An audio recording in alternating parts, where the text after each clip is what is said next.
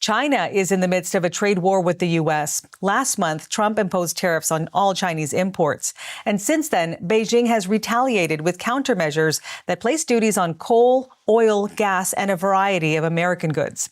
My next guest says while these tariffs will hurt China in the short term, in the long run, Trump is actually helping President Xi Jinping advance his plan for a China-centric world. So to talk about all of that, I'm now joined by Steve Tsang. He is the director of the China Institute at the School of Oriental and African Studies at the University of London. Thank you so much for joining us today. Pleasure. So explain what you mean here. Why do you think Trump's actions are actually helping China right now? Well, it is helping China because Xi Jinping has developed a global strategy, and that global strategy is to make China the center of the world. It does mean, in a sense, China replacing the United States as the most important, preeminent power in the world. But it's not replacing the United States on American terms. China intends to do it on Chinese terms, which essentially means infiltrating and capturing from within the liberal international order and change the way how it functions to make it Sino-centric. Donald Trump has done more to undermine the current liberal international order than everything that China and Russia had managed to do in the entirety of the Cold War. What would that look like if China does become a major global power? What would that mean for the world? What would it mean for Canada? Well, what China's under Xi Jinping would like is a world order in which every other country admires and respects China and voluntarily chooses to embrace China's leadership in the world. So it will be a world order that is very safe for autocracies, but it will be very uncomfortable for democracies because democracies do not follow the way of doing things in China or by China, and therefore it will not be comfortable for democracies.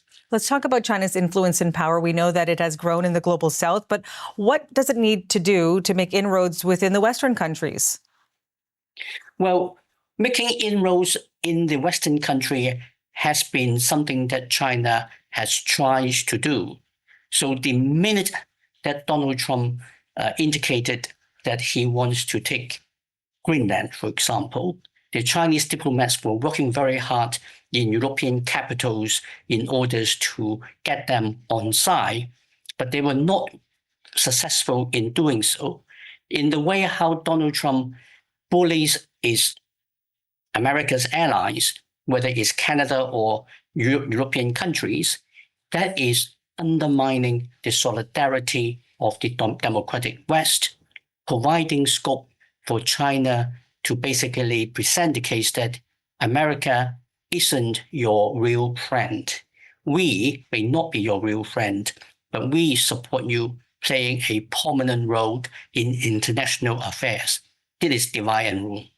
Looking at the perspective of the United States, why do you think the Trump administration doesn't see this pivot to China even happening?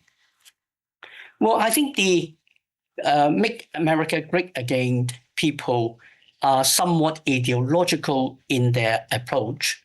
They see things through their own lenses.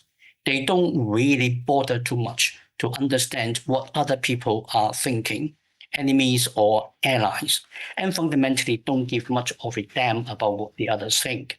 So they don't really see or understand or care to understand what the Chinese global strategy under Xi Jinping is, and therefore they do not understand they are giving Xi Jinping a big helping hand. Canada and China have had some tense relations recently. We're also involved in a trade war right now. But do you think Western countries, including Canada, should be approaching how they view China and rethinking their trade strategy with China?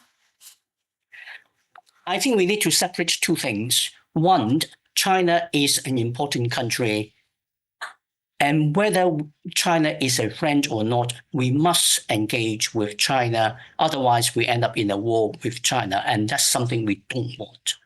The second thing we have to bear in mind is that at the moment, we are still seeing in the United States a Trump administration which is going in a direction very different from the general direction of travel the United States had embarked on at the end of the Second World War.